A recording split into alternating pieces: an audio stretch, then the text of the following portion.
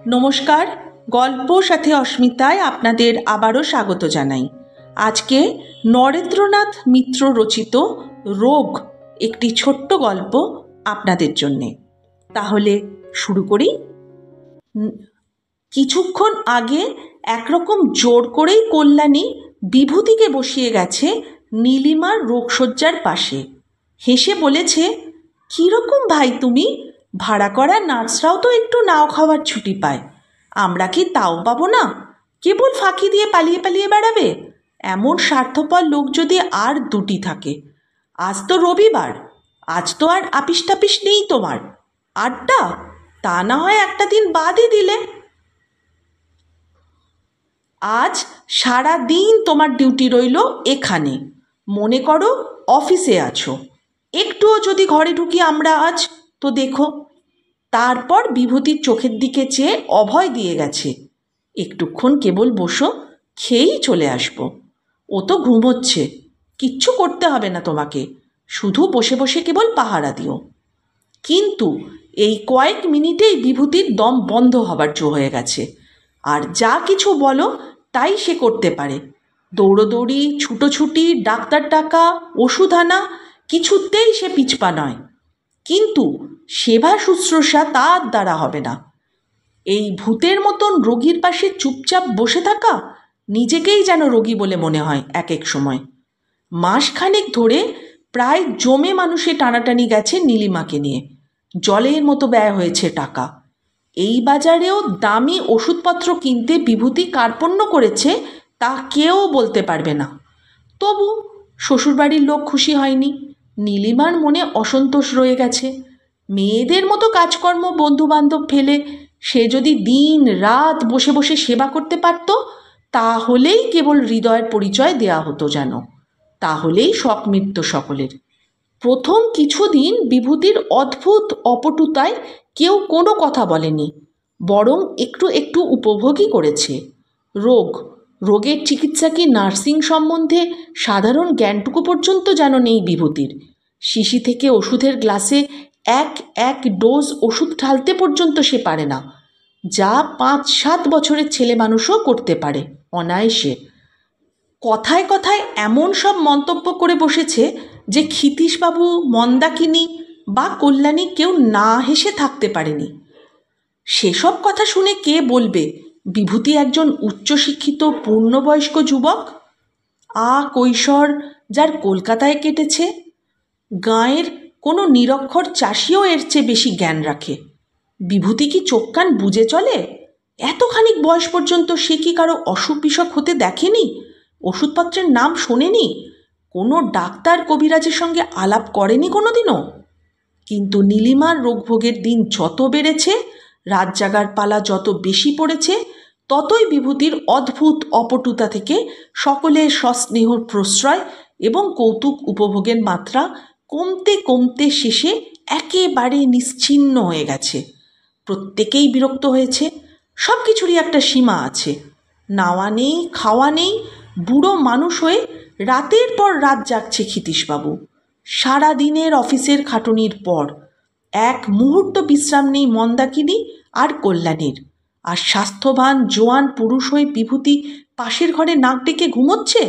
ছুটির দিনে বন্ধু মহলে আড্ডা দিয়ে ফিরছে রাত 12টায়।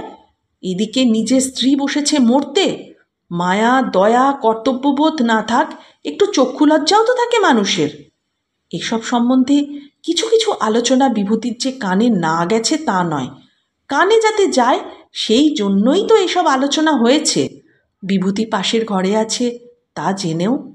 সত্যি কলিদি, ভারী কষ্ট হচ্ছে আপনাদের। আমি তখনই তো বলেছিলুম হাসপাতালে দিয়ে আসি, কিংবা রেখে আসি আমার মায়ের কাছে নিজের বাসায়। সেখানে শুশ্রূষার কোনো অসুবিধা হবে না, মার কিছুতেই ক্লান্তি নেই। আমার মা এমন 5-7টা রোগী শুশ্রূষা করতে পারেন একা, আর কারো দরকার হয় না তার। কল্যাণীর মুখ শক্ত এবং কালো হয়ে উঠেছে। তারপর তীক্ষ্ণ একটু হেসে বলেছে, তাই তো এমন মার এমন ছেলে। কিন্তু যেরকম রোগী তোমার বাড়িতে নিয়ে যেতে শুশ্রূষার আর দরকার হতো না, একেবারে কেওড়াতলায় নিয়ে হাজির করতে হতো। তা হতোই বা, কষ্ট তো আপনাদের এমন করে পেতে হতো না রাত জেগে জেগে। আচ্ছা, কাল থেকে একটা নার্স ঠিক করে দিই, কি বলেন? কোনো জবাব না দিয়ে কল্যাণী নিজের কাজে মন দিয়েছে। শিক্ষিত হলেই মানুষের হৃদয় উদার হয় না। এত অকৃতজ্ঞ, এত অভদ্র আর ছোট অন্তঃকরণ বিভূতির। দুদিনের মধ্যে তার সঙ্গে কথা বলতেই প্রবৃত্তি হয়নি কল্যাণীর। খানিক বসে থেকে অতি সন্তর্পণে বিভূতি উঠে যাচ্ছে। নীলিমা ধীরে ধীরে চোখ মেলল। পালাচ্ছ বুঝি? কদিন ধরে একটু একটু কথা বলতে পারে নীলিমা।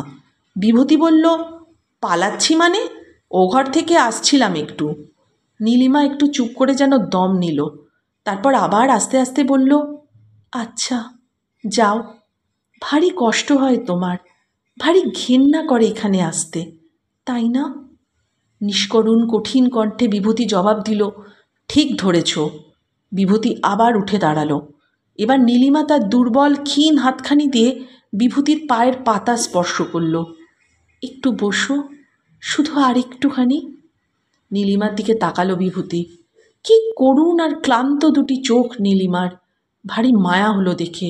মনেই পড়ে না এই একটু আগেও দুর্বল কণ্ঠে কি কঠিন কথা তাকে বলেছে নীলিমা। ওর বিছানার পাশে ঘেঁষে আবার বসে পড়ল বিভূতি। দু এক গাছা চুল রুক্ষ ওর কপালের ওপর উড়ছে। বিভূতি হাত দিয়ে সরিয়ে দিতে গেল। নীলিমা তার শীর্ণ দুর্বল হাত রাখল বিভূতির হাতের ওপর, বলল, আর চলে যেও না। এই নির্ভরতা, সম্পূর্ণ আত্মসমর্পণ ভারী চমৎকার লাগলো বিভূতির। মিষ্টি কাতর মিনতি নীলিমার কণ্ঠে যেন আর কোনোদিন শোনা যায়নি। বিভূতি ওর সর্বাঙ্গে একবার চোখ বুলিয়ে নিল। দীর্ঘ ঋজু দেহ আরও শীর্ণ হয়েছে রোগে, ফ্যাকাশে হয়েছে রং। রক্তের চিহ্ন মাত্র নেই এতটুকু। তবু এই রোগ শীর্ণ দেহ কেমন যেন ভারী সুন্দর লাগলো বিভূতির চোখে। কেমন অসহায়ভাবে বিছানার সঙ্গে একেবারে যেন মিশে রয়েছে নীলিমা, কিন্তু এক রুগ্নতা, এক অপূর্ব করুণ সৌন্দর্য এনে দিয়েছে যা কোনোদিনও চোখে পড়েনি বিভূতির। এক মুহূর্ত বিভূতি অপলকে তাকিয়ে রইল ওর দিকে। সুন্দরী নারীর দেহে যে কোনো কিছুই অহংকার হয়ে ওঠে, যে কোনো কিছুই অলংকার হয়ে ওঠে, কিন্তু রোগও যে এমন অপরূপ সুষমা এনে দিতে পারে তা তো বিভূতির জানা ছিল না। রোগকে তাহলে যতটা কুৎসিত সে ভেবেছিল তা কি সে নয়? বিভূতির অপলক মুগ্ধ দৃষ্টির দিকে হঠাৎ চোখ পড়ল নীলিমার। কি বুঝল সেই জানে। একটু বুঝি রক্তের আভাস দেখা দিল তার শীর্ণ কপালে। একটু বুঝি হাসি এসে গেল তার পাতলা শুকনো ঠোঁট দুটির মাঝখানে। গভীর আত্মতৃপ্তিতে নীলিমা বলল, আমি যদি মরে যেতাম কি করতে? বিভূতি বলল, মরে যাবে কেন? নীলিমার পাতলা ঠোঁটে আবার একটু হাসি ফুটে উঠল। তুমি আর চলে যাবে না তো? বলো, সবসময় থাকবে এখানে? বিভূতি তার সরু লম্বা আঙুলগুলো আলগোছে রাখল ওর ঠোঁটের ওপর, যেন ওই ক্ষীণ পাতলা হাসিটুকু আঙুল দিয়ে সে ছুঁয়ে দেখতে চায়। সস্নেহে বলল, সবসময়ই তো এখানে আছি নীলি। নীলিমা নিশ্চিন্তে এবার চোখ বুঝল। নিজের শক্তি সম্বন্ধে এতক্ষণে সে সচেতন হয়ে উঠেছে।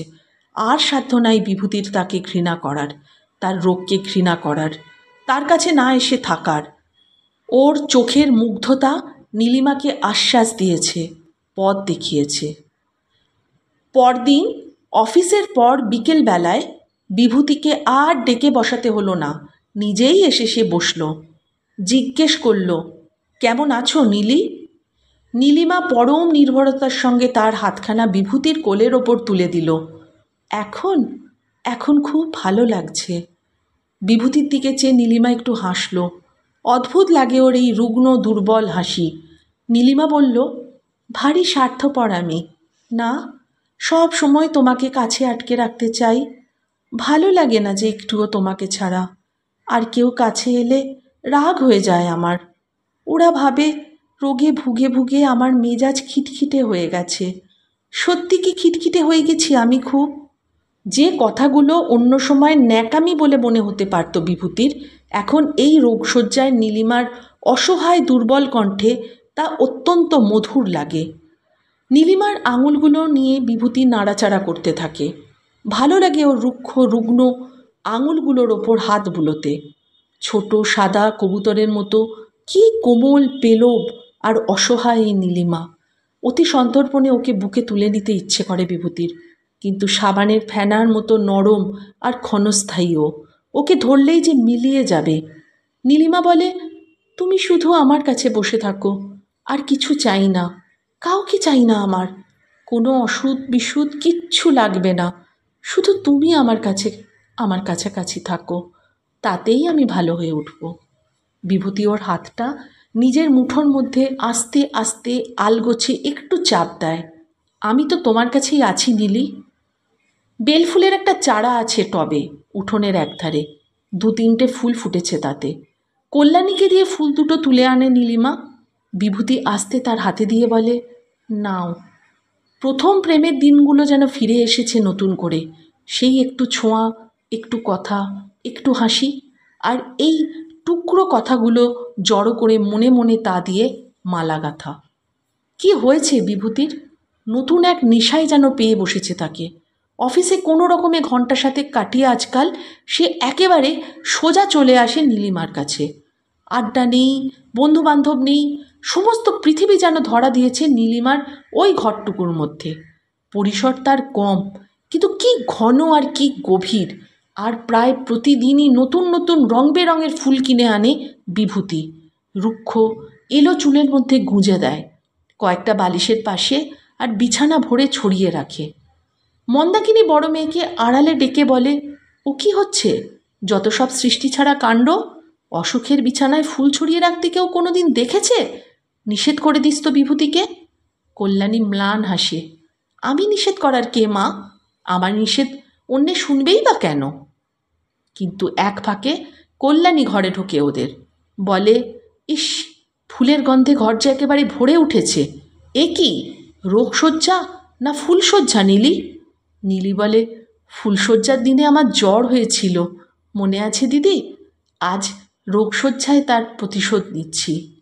ভারী সুন্দর লাগলো নীলিমার কথা বিভূতির। এত চমৎকার করে সে বলতে পারে, আর এমন একান্ত করে সম্পূর্ণ করে নীলিমাকে যেন কোনো দিন পাওয়া যায়নি। নীলিমা সম্পূর্ণ তার, ভাবতেও কি আনন্দ লাগে, কি চমৎকারের অনুভূতি। মৃদু গুঞ্জরণে সময় কাটে, কত কথা আর কত গল্প। নীলিমা বলে, মরে গেলে তো ভারী ঠকে যেতাম, তোমাকে এমন কাছে পেতাম কেমন করে। হঠাৎ নীলিমার চোখ দুটো সজল হয়ে ওঠে, ভারী হয়ে আসে গলা। বিভূতি ছেলে মানুষের মতো বলে, মরে গেলেই হলো? নীলিমা বলে, কিন্তু এই অসুখে অনেক টাকা পয়সা তোমার নষ্ট হয়ে গেল তো। বিভূতি যেন লজ্জিত বোধ করে টাকা পয়সার কথায়। তা যাক, তোমাকে তো ফিরে পেলাম। শান্ত গম্ভীর চোখ মেলে নীলিমা স্বামীর দিকে তাকায়, নির্ভর প্রসন্নতায় অদ্ভুত সুন্দর দুটো চোখ। এত মূল্য নীলিমার স্বামীর কাছে, এত মূল্য তার মতো নিতান্ত সাধারণ একটি মেয়ের। একান্ত করে নীলিমার এই আত্মসমর্পণ অতি অপূর্ব মনে হয় বিভূতির, কিন্তু সেরে উঠতে বেশ সময় লাগে নীলিমার। অমাবস্যায় পূর্ণিমায় অন্য উপসর্গের সঙ্গে জ্বরও বাড়ে, আবার ডাক্তার আসে ওষুধপত্র, কিন্তু কল্যাণীদের তেমন সম্পূর্ণ অংশগ্রহণ করতে হয় না। সেবা পরিচর্যা ইতিমধ্যেই কিছু কিছু শিখে ফেলেছে বিভূতি। নীলিমার শুশ্রূষায় বিভূতি যেন নতুন এক আনন্দের আস্বাদ পেয়েছে। যেসব কাজকে সে আগে ভয় করত, ঘৃণা করত, তাতে এখন তার তৃপ্তির অন্ত নেই। আরও এক নতুন খেয়াল দেখা দিয়েছে বিভূতির। ওষুধপত্র তো আনেই, সঙ্গে কোনো না কোনো এক ডাক্তার বন্ধুর কাছ থেকে মোটা মোটা ডায়েরি, ডাক্তারি বইগুলো সে বয়ে নিয়ে আসে, আর নীলিমার মাথার কাছে বসে রাত জেগে ম্লান আলোয় পড়তে আরম্ভ করে। জটিল স্ত্রীরোগে ভুগছে নীলিমা। ডাক্তারের কথায় সব বোঝা যায় না, ডাক্তার কোনোদিনও সব কিছু খুলে বলেও না রোগীর আত্মীয়জনকে। নিজেকেই কষ্ট করে জানতে হবে বিভূতির কোথায় এসবের উৎপত্তি, কিসেই বা এর নিরাময়।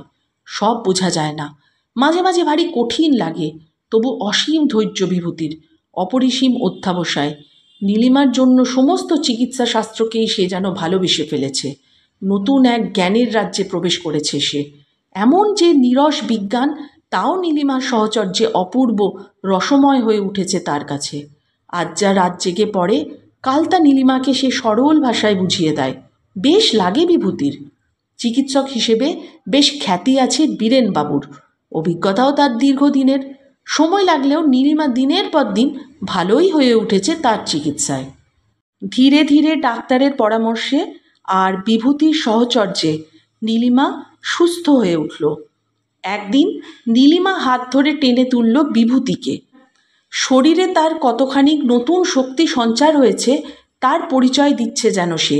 ওঠো ওঠো, শিগগিরই জামা কাপড়টা পাল্টে নাও। ওই দেখো, বসে বসে কি করছো? ওই সব রাবিশ শিশি বোতলে স্তূপ তাক করে ভরে সাজিয়ে রেখেছো কেন অত যত্ন করে? ডিসপেন্সারি খুলবে নাকি? আচ্ছা, কি কাণ্ড তোমার!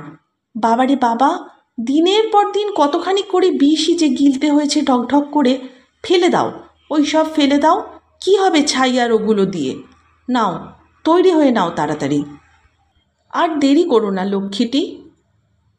এতদিন ধরে বিভূতি যে ওষুধপত্রগুলি অতি যত্ন সহকারে খাইয়ে নীলিমাকে সুস্থ করে তুলল, সেই সব ওষুধগুলো যত্ন করে সাজিয়ে রেখেছিল ঘরের একটি তাকে। তার প্রতি এ ধরনের কথা বিভূতির মনে এক বিরক্তির সঞ্চার করল। সে দুঃসহ বিরক্তিতে তার মন ভরে উঠল। যে রোগকে সে ঘৃণা করত তার আর চিহ্ন নেই নীলিমার শরীরে। ও শীর্ণ গালে রক্তের সঞ্চার হয়েছে, নতুন স্বাস্থ্যের আবির্ভাব হয়েছে ওর দেহে। তবু ওর দিকে চেয়ে চেয়ে কেন যেন ঘৃণায় রি করতে থাকে বিভূতির সর্বাঙ্গ। মন ভরে যায় অদ্ভুত বৃতৃষ্ণায়।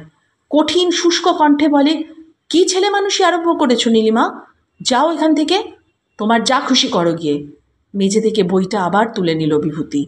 সেই বই, যে বই থেকে রাতের পর রাত জেগে রোগের নিরাময় ও রোগ সম্পর্কে জ্ঞান আহরণ করেছে বিভূতি।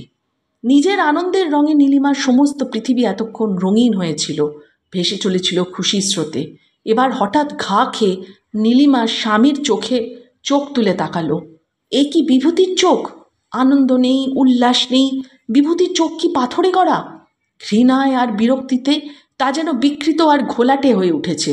এতক্ষণে মনে পড়ল, সম্পূর্ণ আরোগ্য লাভের পর বিভূতি তাকে আর কোনো উপহার এনে দেয়নি। এই কদিনের মধ্যে কোনো উৎসাহ জাগায়নি, অভিনন্দন জানায়নি। বিভূতি কি চায় না তাহলে নীলিমা নিরোগ হয়ে উঠুক, পরিপূর্ণ স্বাস্থ্য লাভ করুক? আত্মীয় পাড়া প্রতিবেশী পর্যন্ত আশীর্বাদ করে গেছে, আনন্দ জানিয়ে গেছে নীলিমা ভালো হয়ে উঠেছে বলে।